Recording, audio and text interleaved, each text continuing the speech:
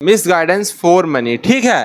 तो ये आज के समय की बता रहे कि जो लोग हैं जो शायद शिर्क तो नहीं कर रहे लेकिन फिर भी जो कुरान में जो बताया गया उस तरीके से जो नहीं चल रहे, ठीक है, ऐसा कुछ वीडियो में है। तो वीडियो को स्टार्ट करते हैं। कुरान और हम खुद नहीं समझ पाते, अपने अंदर इतनी सलाहियत नहीं है, खुद समझ नहीं जाएंगे तो इधर तो निकल जाएंगे, जैसे बहुत सारे निकल गए। मोहम्मद लुकमान करक से मैं रमजान मुबारक में कुरान तर्जुमा के साथ पढ़ना चाहता हूँ, आप रहनुमाई फरमाएं कि किस मुतरजम की तिलावत करूँ। बिल्कुल किसी मुतरजम की तिलावत आपने नहीं की, ये बात याद रखें। हाँ, बंदा जब कुरान का तर्जुमा करके इसमें गौर शुरू करेगा, ये गुमराही का दरवाजा खुलेगा। नहीं जाने मन, कुरान करीम इतना लावारिस नहीं है, आप इसको बगैर कुरान के माहिर के पढ़ना शुरू कर दें। डॉक्टरी मेडिकल की किताब आप बगैर माहिर के नहीं पढ़ते, तो कुरान करीम बगैर माहिर के आप क्यों पढ़ेंगे? तर्जुमा आपके लिए नहीं है, ये तालिब इल्म के लिए, ये अंडर कंस्ट्रक्शन आलिम के लिए। साहब ने कहा आप तर्जुमे से पढ़े, मैं कहता हूँ सिर्फ तर्जुमे से कभी कुरान को मत पढ़िएगा, आप हिदायत की तरफ नहीं आएंगी बल्कि गुमराही की तरफ चली जाएंगी। तिलावत कुरान करना तो हर बंदे का हक है, लेकिन अगर वो तिलावत के साथ तर्जुमा भी पढ़ना चाहता है तो उसे चाहिए वो किसी आलिम की ज़ेरे निगरानी पढ़े। फायदा है, बगैर उस्ताद के नुकसान भी है जी। ज़रा तसव्वुर करें एक लम्हे के लिए कि गैर मुस्लिम आपसे आकर ये कहे कि तुम्हारी ये मुकद्दस किताब कुरान पाक बराह रास्त मत पढ़ो वरना इधर उधर निकल जाओगे। आप उस शख्स को क्या जवाब देंगे? यकीनन आप उससे ये कहेंगे कि ये अल्लाह का दुश्मन है, मुझे बेकाना चाह रहा है, कुरान करीम तो हिदायत की किताब है, इसको पढ़कर तो मुझे तौहीद समझ में आती है, अल्लाह का तारुफ होता है, हिदायत मिलती है, गुमराही और कुफ्र से निजात मिलती है। उल्टा ये बंदा शैतान है जो कि मुझे इस हिदायत की किताब से दूर करके अपनी तालीमात देना चाहता है। अब ज़रा तसव्वुर करें कि यही काम कोई मुसलमान आलिम दीन अपनी आवाम के साथ करे और उनको ये कहे कि कुरान पाक को बराह रास्त मत पढ़ो, हदीस को बराह रास्त मत पढ़ो वरना तुम गुमराह हो जाओगे। वो शख्स जिसकी हम इज़्ज़त इसीलिए करते हैं, उसको मिंबर पर बिठाते हैं ताकि लोगों को अल्लाह के दीन की तबलीग करे, अगर वो अपनी आवाम को ये बातें करेगा तो क्या इसका दिफा करना चाहिए या फिर उसकी इस्लाह की कोशिश करनी चाहिए? और बिल्कुल यही काम मौलाना इलियास कादरी साहब भी कर रहे हैं। मैं पहले भी कह चुका हूँ कि इनकी नीयत के अंदर मुझे कोई शक नहीं, वो एक नेक और शरीफुन नफ्स इंसान है, लेकिन अपनी जहालत और कम इल्मी के अंदर जो गुमराही वो लोगों के अंदर फैला रहे हैं वो बहुत ही ख़तरनाक है। ऐसी ऐसी बिदात इन्होंने दीन के अंदर दाखिल की हैं कि अल्लाह की पनाह। केला छीलने का मदनी तरीका, पीली चप्पल के फ़ायदे, खीरा काटने का मदनी तरीका, स्पार्क से बचने का तरीका, पेट्रोल के बरकत का वजीफ़ा, दादा साहब की घोड़ी का वजीफ़ा वगैरह वगैरह। पीले जूते से फिक्रें कम होती है, टेंशन कम होता है, और ब्लैक शूज से टेंशन बढ़ता है। अब ये तो किसी किताब नहीं लिखा। व्हाट? ये लोग केले हैं, तो ये वजन से ये दबकर तो पिचक जाएंगे। अच्छा, आपने देखा होगा ये ठेले वाले बेचने वाले, तो ये अगर वो करे तो ये रखते हैं। तो अच्छा, फिर मैंने इनके मुंह किबले की तरफ कर दी, फिर मैंने इनके मुंह किबले की तरफ कर दिया, तो किसी हर चीज का मुंह किबले की तरफ हो सके रखना चाहिए। अब ये तो किसी किताब में नहीं लिखा। इसको डोरी में डालकर कहीं मतलब मुनासिब जगह पर लटका, अर्थ की जगह पर हाथ रख दे, ठीक है जी, और पढ़े दादा साहेब की घोड़ी। कोई बुजुर्ग होंगे, बोले खीरा बेचारा इतना प्यारा प्यारा, और इसको प्यारा कौन नहीं बोले सब्ज सब्ज। अच्छा, अब इस बेजरर खीरे को बस लगे रहते हैं, तो छीलते रहते हैं, और इसका सब्ज सब्ज छिलका जो लोग सर पे सब्ज बांधते हैं ना वो भी कचरा कुंडी में डालते हैं। इनकी अजीब मंतिक उल्टी है कि यही सब्ज रंग सर पे चढ़ाते हैं, यही सब्ज रंग इसको कचरा कुंडी में डालते हुए इनका हाथ जरा नहीं कांपता। अब ये तो किसी किताब में नहीं लिखा, तो भैया फिर खीरे का क्या करें? हाँ, खीरे का मेरे से इसको धो ले, धो कर इसको बस काट ले, जरूरत निकाल दी, बाकी गोल गोल कतले बना रहे इसके, या लंबाई में इसकी फांक बना, लंबाई की फांक ज्यादा आसान है। मतलब मशवरा देता हूँ कि स्कूटर पे डबल सवारी पर बैठे हैं तो ये देख लें, देखिए वो गंदा जहन तो नहीं बनता, बदन बिल्कुल चिपक के बैठते हैं। दो लड़के कह रहा है बस चिपक के मत बैठा करो। समझदार आदमी कभी करेगा नहीं, ये ट्रिपल सवारी इतना खतरनाक, ये चिपक कर बैठते हैं, और स्पार्किंग नहीं होती हो ये बहुत मुश्किल है, और स्पार्किंग नहीं होती हो ये बहुत मुश्किल है, बिल्कुल। यानी कि ऐसा नहीं, क्या करें? ये सब कुछ दीन नहीं है बल्कि दीन इस्लाम का मजाक है जो कि ये लोग अपनी कम इल्मी के अंदर बना रहे हैं। और आप इमेजिन करें कि गैर मुस्लिम इसको देखकर क्या तासुर लेते होंगे।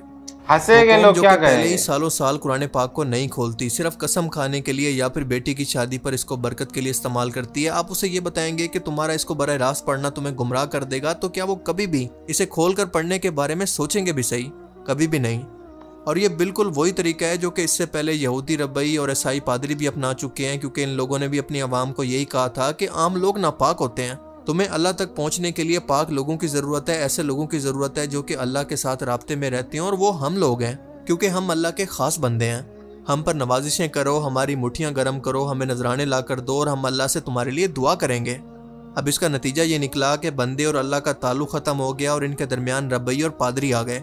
और ये अपनी आवाम को जो कुछ भी कहते थे इनका हुक्म अल्लाह के हुक्म के बराबर दर्जा रखता था और कोई भी इन पर सवाल नहीं कर सकता था, क्योंकि उस दौर के अंदर आम आवाम को ना तो तौरात पढ़ने की इजाज़त थी और ना ही बाइबल।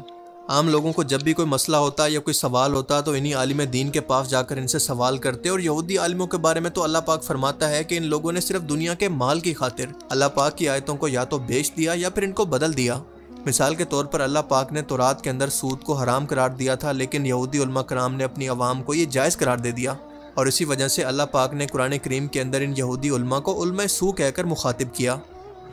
इसलिए एक बार एक मशहूर साहबी हज़रत अदी बिन हातिम ताई जो कि क्रिश्चियन से मुसलमान हुए थे, इन्होंने रसूल पाक सल्लल्लाहु अलैहि वसल्लम की बारगाह में जाकर अर्ज़ किया कि कुरान पाक की एक आयत मुझे बहुत परेशान करती है और इसका मतलब मुझे समझ में नहीं आता।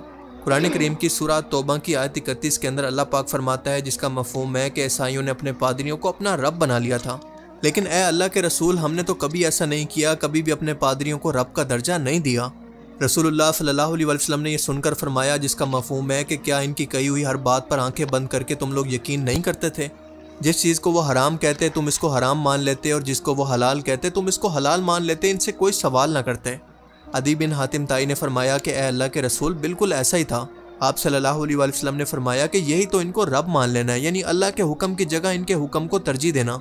और आज भी मुसलमानों के अंदर ये लोग यही चाहते हैं कि मुसलमान कौम इनको इन्हीं पादरियों और रबैयों की तरह अंधाधुंध मान ले, कभी कुरान और हदीस को खुद से ना पढ़े, वरना इनकी अजारादारी, इनके चंदे और नजराने खतरे के अंदर पड़ जाते हैं। और इसीलिए ये अपने लोगों को कहते हैं कि कुरान और हदीस डायरेक्ट ना पढ़ो वरना गुमराह हो जाओगे।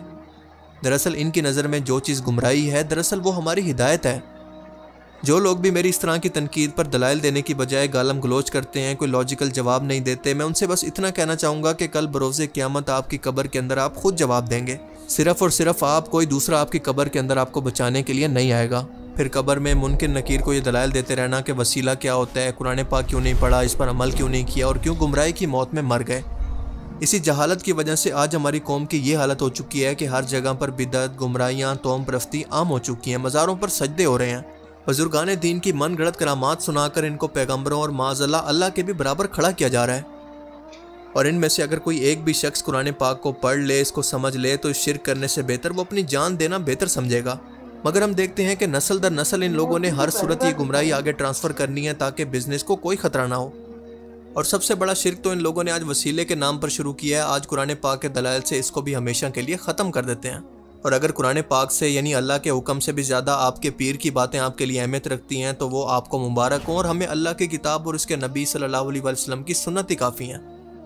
अब ये वसीले के लिए दो तरह की टर्म इस्तेमाल करते हैं, यानी सफारिश और वसीला, यानी नेक शख्स की मौत के बाद इसका वास्ता अल्लाह को देकर सफारिश करवाना और इसको बीच में डालकर कोई दुआ मांगना। और ये मानते हैं कि ये अल्लाह और बंदे के दरमियान एक सीढ़ी के तौर पर, एक वसीले के तौर पर काम करता है, जिसे कुरान पाक ये कहकर रद्द कर देता है। अल्लाह फरमाता है कि जब मेरे बंदे मेरे मुतल्लिक तुमसे पूछें तो बता दो कि मैं इनके बहुत करीब हूँ। यहाँ पर तो किसी वसीले का कोई जिक्र नहीं। और फिर फरमाया कि तुम्हारे रब का हुक्म है कि मुझसे मांगो, मैं तुम्हारी हर दुआ को कबूल करूँगा। अब यहाँ पर तो किसी वसीले, किसी सीढ़ी या किसी बुजुर्ग का कोई जिक्र नहीं आया। आप ज़रा इमेजिन करके देखें कि क्या अल्लाह ताला की ज़ात इतनी सख्त और जालिम है कि वो अपने बंदों की बात बिना सिफारिश के सुनती नहीं है। ये लोग अल्लाह ताला की ज़ात को भी किसी दुनियावी बादशाह की तरह समझते हैं। फिर अल्लाह ताला सूरह बनी इसराइल के अंदर फरमाता है कि तुम मेरे सिवा किसी को अपना वकील ना बनाओ। और इसके बाद सूरह यूनुस के अंदर फरमाता है कि ये लोग अल्लाह के सिवा जिनसे अपनी मुरादें मांगते हैं, ये ना तो इनको कोई नफ़ा पहुंचा सकते हैं और ना कोई नुकसान, और कहते हैं कि ये हमारी सिफारिश करेंगे। आप कह दीजिए कि क्या तुम अल्लाह को ऐसी बातें बताते हो जो वो ज़मीन और आसमान के अंदर नहीं जानता। ये लोग शिर्क की गंदगी को अल्लाह से मंसूब करते हैं, हालांकि वो अल्लाह इससे पाक है। आप ज़रा खुद अंदाज़ा लगाएं कि अल्लाह का हुक्म बिल्कुल वाज़ेह है कि हर वो हस्ती जिससे ये उम्मीद लगाई जाए कि ये हमारी सिफारिश करेगी, दरअसल ये शिर्क है।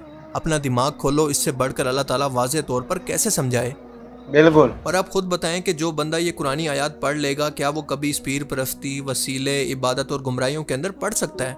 और यही वजह है कि अगर आम अवाम कुरान और हदीस को पढ़ ले, इसको समझ ले, तो ये इन लोगों की इल्मी मौत है।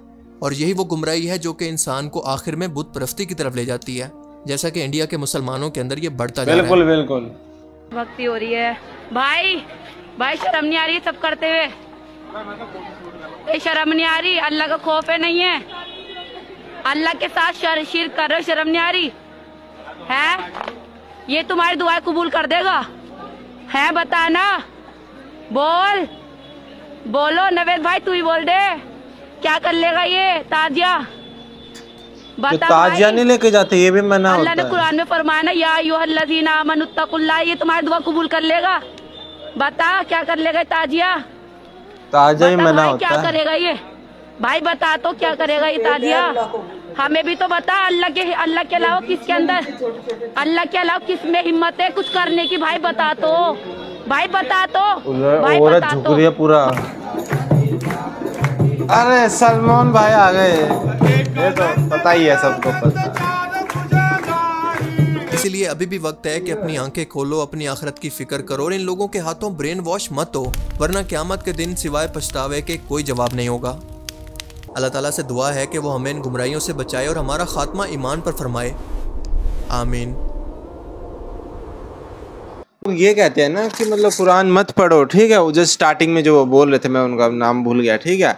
जो कुरान आई है वो किन लोगों के लिए आई है ये तो देखो। सही बात है, मुसलमान नहीं, मुसलमानों के लिए नहीं, मुसलमानों के लिए थोड़ा ना ये कुरान। उस समय जब 570 ईसा पूर्व में, उस समय के लोग कैसे थे? बुत परस्ती करते थे, इतने पढ़े लिखे नहीं थे, ठीक है। बहुत वो था, सब लोग अपने अपने बुत थे, सब एक घर में सब लोग और अलग अलग बुत थे। तो इतने जहालत वाले दौर में उन लोगों के लिए आइए तो वो क्या बहुत मुश्किल भाषा में होगी, है? कितनी सिंपल तरीके से मतलब लिखी होगी कुरान कि उन लोगों को समझ में आ जाए, है कि नहीं? तो और वो आज के समय में कह रहे हैं कि वही कुरान मत पढ़ो, तुमको समझ में नहीं आई किसी आलिम से। वो तो सही है कि एक टीचर तो होना ही चाहिए बताने के लिए, लेकिन खुद क्यों ना पढ़ो भाई? आई किसके लिए है कि नहीं? तो वाओ। और जो वो कर रहे थे ताजिया के सामने झुक रहे थे, शेर कर, वो पता नहीं, अब वो एक होता है ना कि वो वैसे मुसलमान नहीं है, वो लोग बुकिस मुसलमान नहीं है, वो बस ऐसे है कि उनको विरासत में मिला है इस्लाम ना। उनको खलीफाओं के बारे में भी मेरे को नहीं लगता कि पता होगा, ठीक है। बहुत कुछ नहीं पता होगा, बस मोटी मोटी चीजें कर लेते होंगे। लोग जो मानते आए करते आए, पर अब हम बोलेंगे कि आप तुम इस ताजा को मत पूजो, इसको मत बनाओ, तो वो लड़की बोल तो रही थी, वो लड़की बोल तो रही थी, नहीं मानेंगे, वो उसको मारेंगे, उससे लड़ाई करने लग जाएंगे, वो यही होगा। पर वो करेंगे वही जो करते आ रहे शुरू से। तो लड़की देखो कितनी हिम्मत का काम कर रही है, इतने लोगों के बीच में वो बोल रही है। तो ये बात होती है, बोलना पड़ेगा भाई, बोलना पड़ेगा। अगर बचाना है तो बोलना तो पड़ेगा। लोग तो डर के मारे बोलते ही नहीं है, जो चल रहा है बस वो देखते रहते हैं। वो तो मम्मी देख रहे हो कि जो ये सब चीजें होती है जो हम बचपन से देखते हैं, ठीक है, कि कब्र के ऊपर जा रहे हैं और लोग वो सब कर रहे हैं, वो भी इस्लाम में मना है। बस कब्र के लिए दुआ कर सकते हैं अल्लाह के कि अल्लाह इस कब्र के अंदर जो है इसको आप मतलब अच्छे से अच्छा वो दो, ठीक है, आगे चल के ये जन्नत में जाए। कब्र के लिए मांग सकते हैं, कब्र से अपने लिए कुछ नहीं मांग सकते। मैं बचपन से सोचती थी कि मुसलमान लोग अल्लाह को भी मानते हैं और कब्र को भी मानते हैं, और ये वीडियो से मुझे पता चला है कि कब्र में जो बंदा है उसके लिए दुआ कर सकते हैं अल्लाह से कि अल्लाह इसके लिए कुछ अच्छा सोचना और इसको जन्नत नसीब हो, ना कि हम ये कि कब्र से हम अपने लिए कुछ मांगे। नहीं, वो तो एक कब्र है, तो हम तो दुआ ही कर सकते हैं, अल्लाह से रहम की भीख मांग सकते हैं। तो मतलब एक ये भी पार्ट है, और एक ये भी है कि जैसे वो लड़की चिल्ला चिल्ला के कह रही थी कि भाई तू ये जवाब दे, ताजिया तेरे लिए क्या करेगा भाई बता। तो मतलब ये आवाज़, हक के लिए आवाज़ उठाना भी बिल्कुल सही था। और कुछ मुसलमान लोग गुम हो जाते बीच में तांत्रिक वांत्रिकों के चक्कर में, तावीज वावीज बुत के चक्कर में।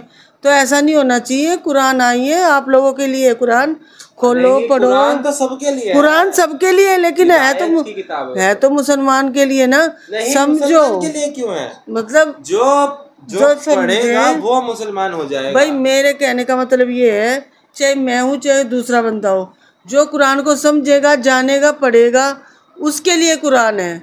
तो जब हम इतनी बातें बोल रहे हैं, देख रहे हैं, समझ रहे हैं, तो मुसलमान ने तो अपना धर्म अच्छे से जानना चाहिए ना।